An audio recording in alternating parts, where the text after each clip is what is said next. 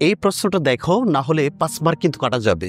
দেখো এখানে আমাদের সম্মিলিত বোর্ড 2018 সালে একটা প্রশ্ন এসেছিল ফর লুপের মাধ্যমে, যেখানে লেখা আছে i = 1, i > 5, i++ লেখা আছে, এবং ইফ দিয়ে i = 3 কন্টিনিউ লেখা আছে, প্রিন্টএফ লেখা আছে, এসএসসি এক্সাম লেখা আছে।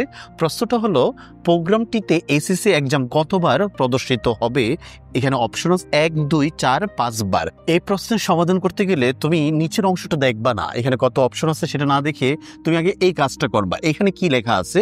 আমাদের ইনিশিয়াল এর মার্ক হলো 1, তার মানে প্রথমটা 1 হবে। তারপরে এখানে i++ আমাদের আপডেট অপশনটা দেওয়া আছে, কি কি প্রসেসে হবে, 1 করে বাড়বে। তাহলে 1 করে যদি বাড়ে, 1-এর পরে কত হবে? 2, 2-এর পরে 3, 3-এর পরে 4, 4-এর পরে 5 হবে। এখানে 5-এ গিয়ে আমাকে থামতে হবে।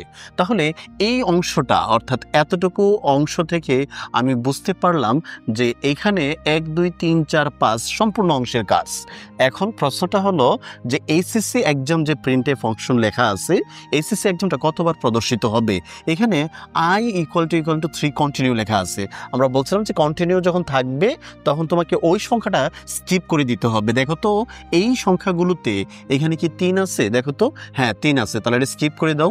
স্কিপ করে দিলে এখন তুমি গণবা এর কয়টা আছে, টোটাল কয়টা আছে? 1টা, 2টা, 3টা, 4টা, অর্থাৎ এখানে কয়বার আছে? 4 বার আছে। তাই সঠিক উত্তরটা হবে 4। লেখার উত্তরটা হবে 4 বার, কারণ 3 তো বাদ পড়ে যাবে। টোটাল 5টা ছিল, সেখান থেকে 3 বাদ পড়বে।